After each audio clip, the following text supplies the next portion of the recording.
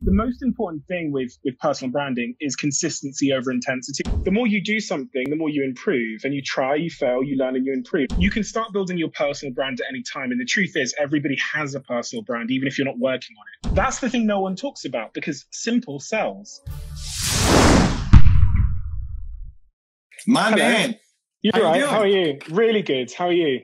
I'm great, dude. So this is Steven. He's got the coolest Instagram name on the planet, just at Steven. I immediately went to go look up at Steven with a V. I immediately went to go look up who had at Evan, and it's just some guy who got in early. That was it. So Steven also runs Social Chain, which is an awesome marketing agency. Has a book, Happy Sexy Millionaire. And if you don't know his Instagram, he's got quotes that inspire, that push, that move people forward. And so welcome aboard, man. Great to hear your message. Great to be with you. And I'd love to tell the story about how I got the Instagram name Steven, because I get asked this all the time. What happened was a friend of mine started an app called Unfold. Well, he wasn't a friend of mine. I'll tell you the story because I think it shows there's a lesson in this, or at least there has been for me. A young man won a competition to come and meet me, and he came and met me in Brooklyn in New York. And he came and showed me his idea, which was this art portfolio iPad app. And I told him that it wasn't a great idea, and gave him some tips and advice, etc., on how to change it.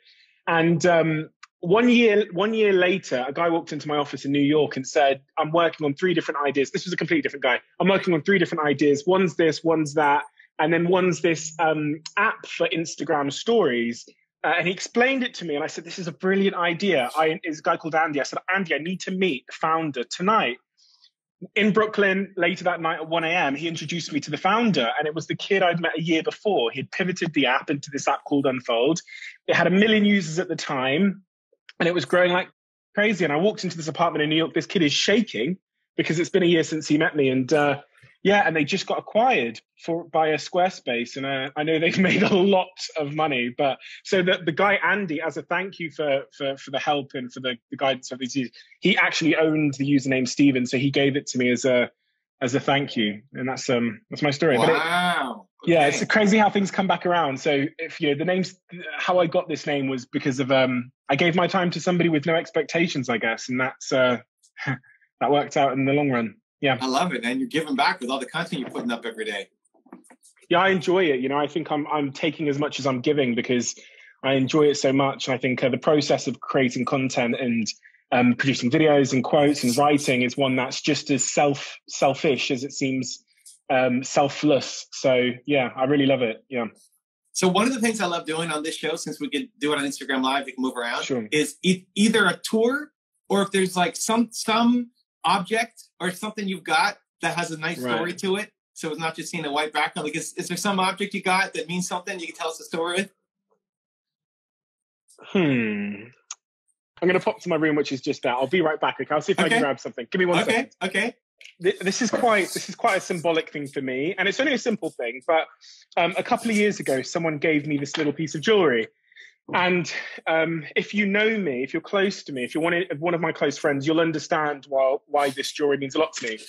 It's just this little lion, and everywhere in my house, I'm in Europe at the moment, but in my house in New York and everywhere where I live and everywhere I go, I have many, many lions everywhere. Paintings, jewelry, my background of my phone is a lion. And it's one of the things that I think I've just learned about business over the years, which is, for me, it's been incredibly important to be able to be fierce at times, sometimes fierce with my ambitions, with my team, but also having that sense of calm. And I think the lion for me has always represented a real strong, calm and authoritative leadership. So the more you know me, the more you'll walk around my house and you'll see that there are 20 or 30 lions. There are statues, there are paintings, and it's the animal that I resonate with the most for those reasons: the strength, but also the softness.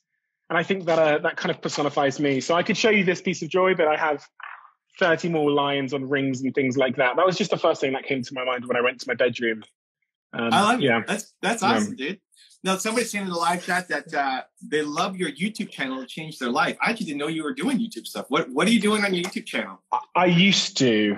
I used to do a daily vlog. So I used to vlog every day. There's two channels you'll see. There's one that have about 55,000 subs. And I videoed, it was a daily vlog. So I videoed pretty much every day for about 300 days or so, just business and running the offices and all of the struggles that entrepreneurs go through. So it was everything from problems with my girlfriend to problems in my personal life to business challenges, and I just shared it all for about 2 years in total. And I'll be doing it again soon for sure. But I ended up moving to New York, which meant that I paused for a second. And so why heavily invest on, because you're in the space and you teach people about social, which is great. I always love the conversation of why Instagram as the all in versus YouTube. So the way that I look at it is, in essence, I'm building a funnel with my audiences. And at the start of the funnel, I really have things, I produce content that can reach a wide array of people, a very broad number of people with fairly broad topics. So things that a lot of people can relate to. And as you move down my funnel, you have things that bring you a lot closer to me, like my podcast, which I do pretty religiously. And then you'll have my YouTube vlog. And then at the very end of my funnel, you have the community that are on my owned channels, like my SMS channel or my newsletter and those things.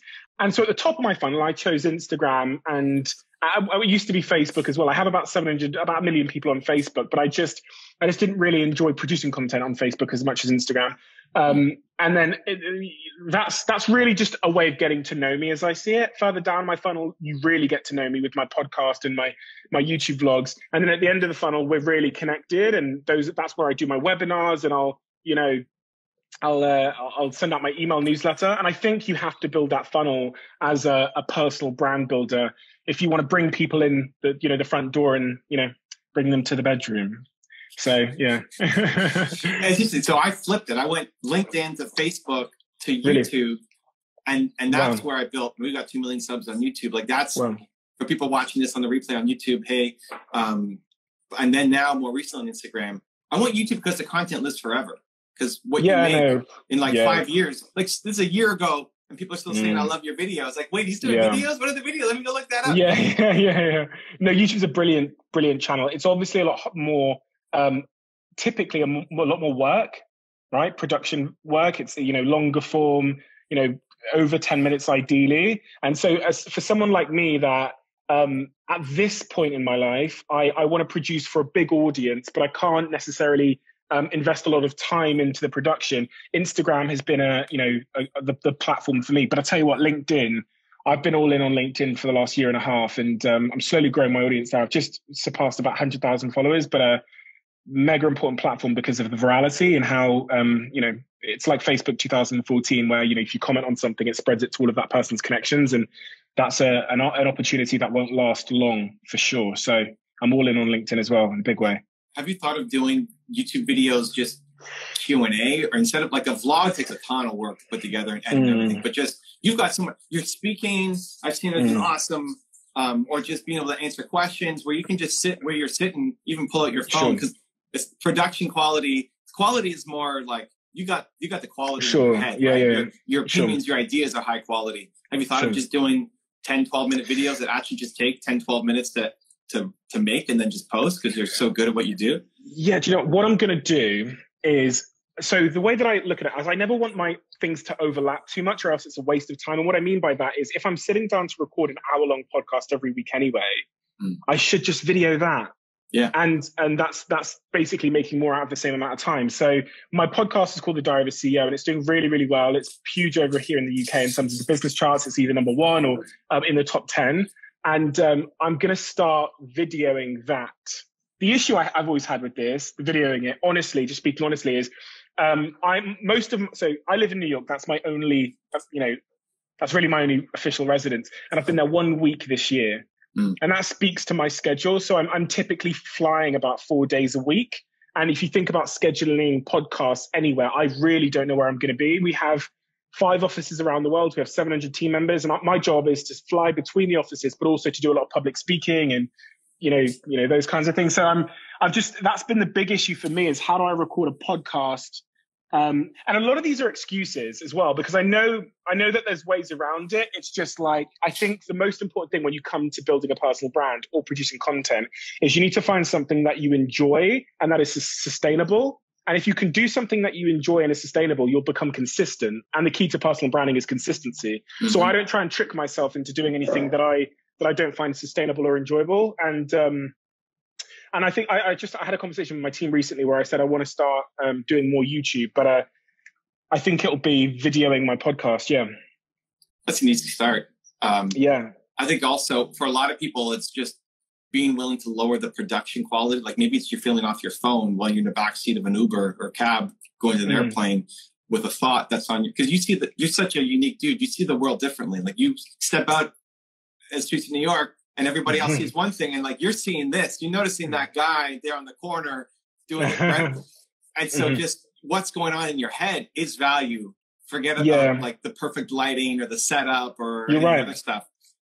If you were and I know you run a marketing agency, so like there's a little bit of care about it, but I think just like I love what you do on IG, where you've got your personal, right, Steven, which is not talking about marketing. It's personal development, it's growth, it's ambition and motivation and just inspiration. It's great. And then it's just in your bio. Oh, I'm also the CEO of Social Chain, and you can go there and see all the marketing content too.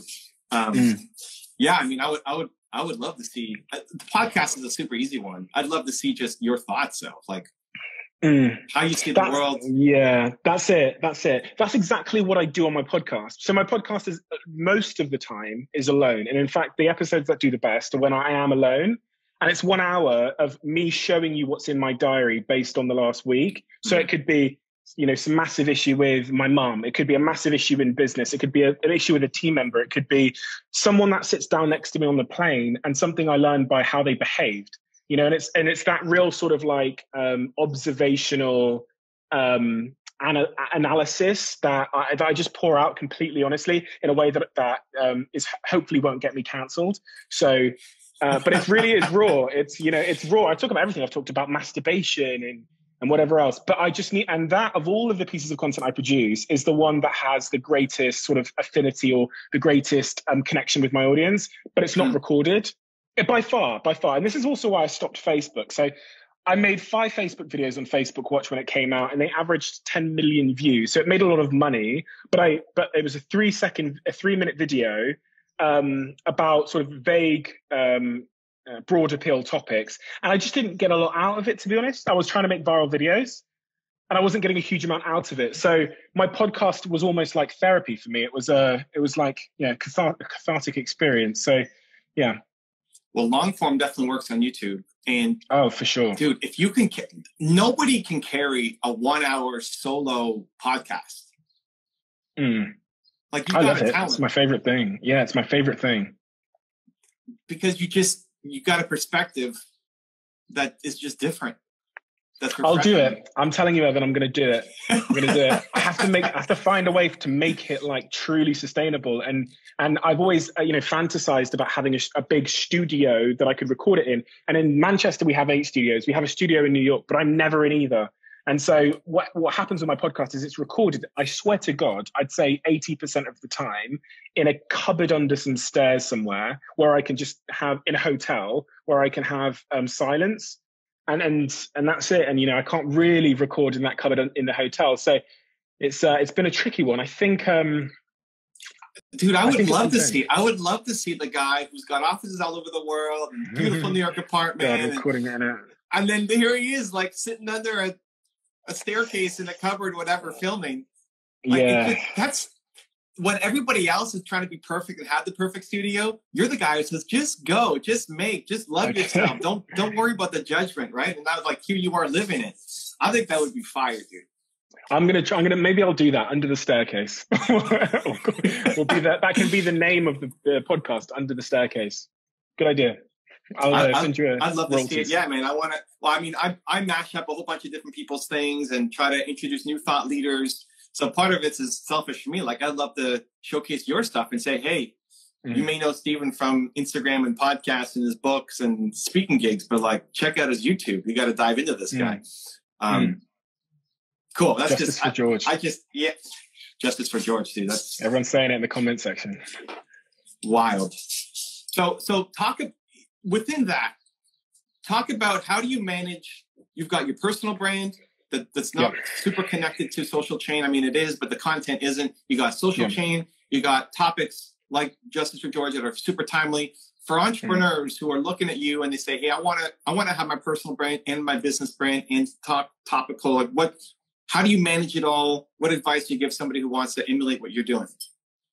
Yeah, so I think there's a couple of things here that are really important. I think you can start building your personal brand at any time. And the truth is, everybody has a personal brand, even if you're not working on it, right? If you have an Instagram profile or a LinkedIn, or you have any online presence, or even if you don't, you've got to view it through the perspective that everyone is a brand and has a personal brand. What you write in your Twitter bio, what you post about, this all comes together to build what your personal brand is.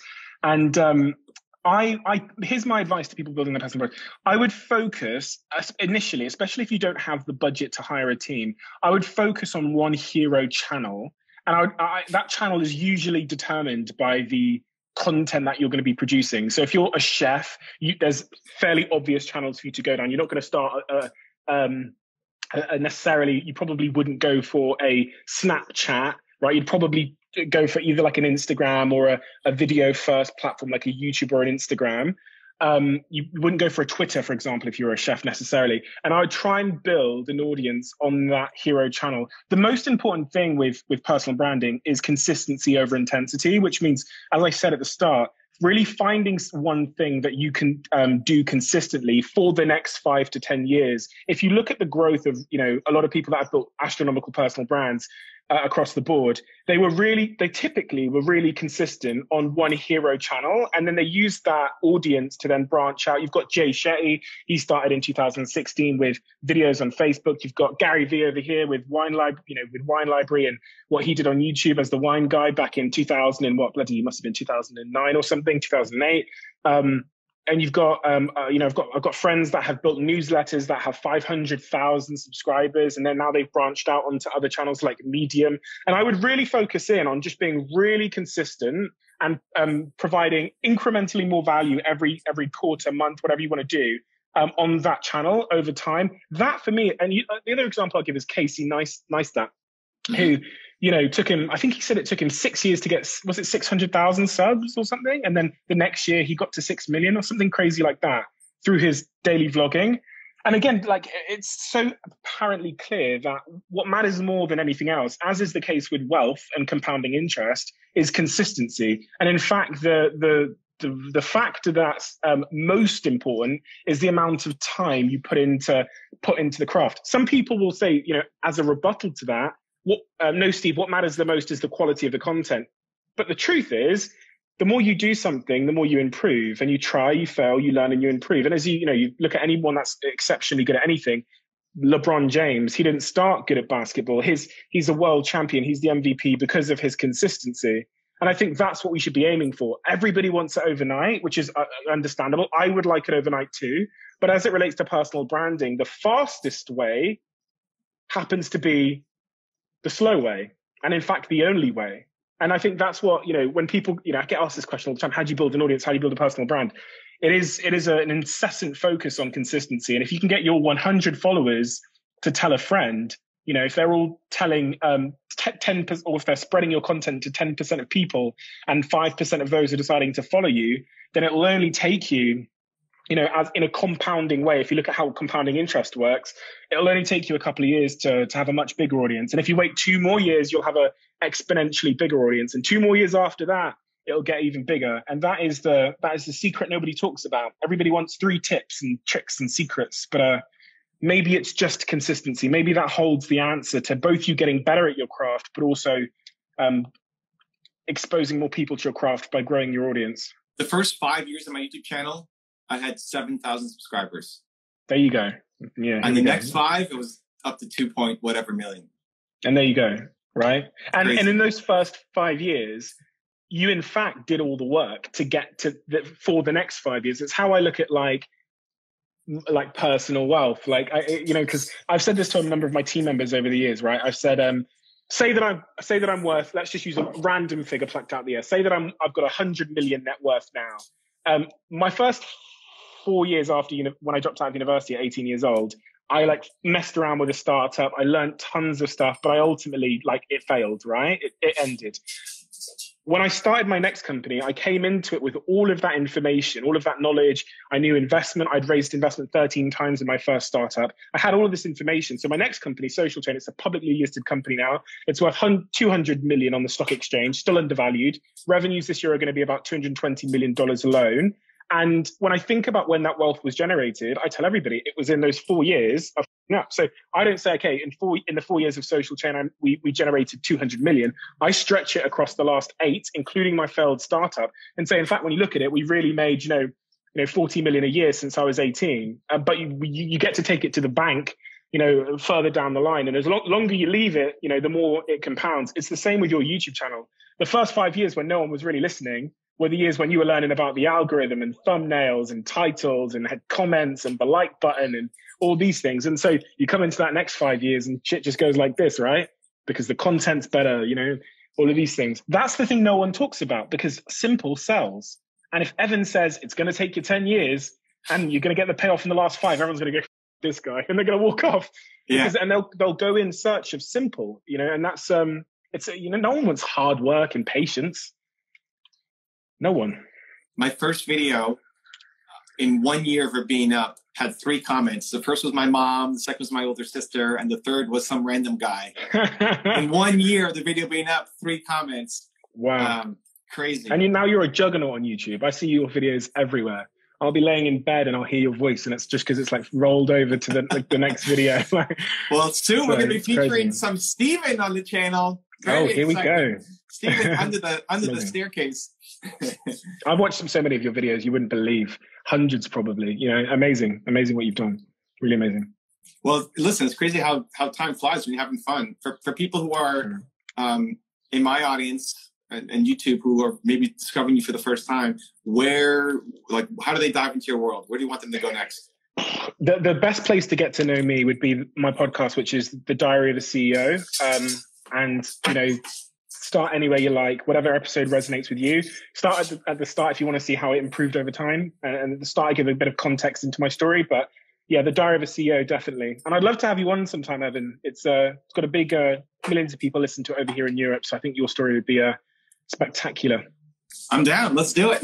Amazing. We'll Appreciate be in touch, Steven. man. Thank you, man. Thank you. For the time. Thank you both. Thank you. Appreciate you. Much love.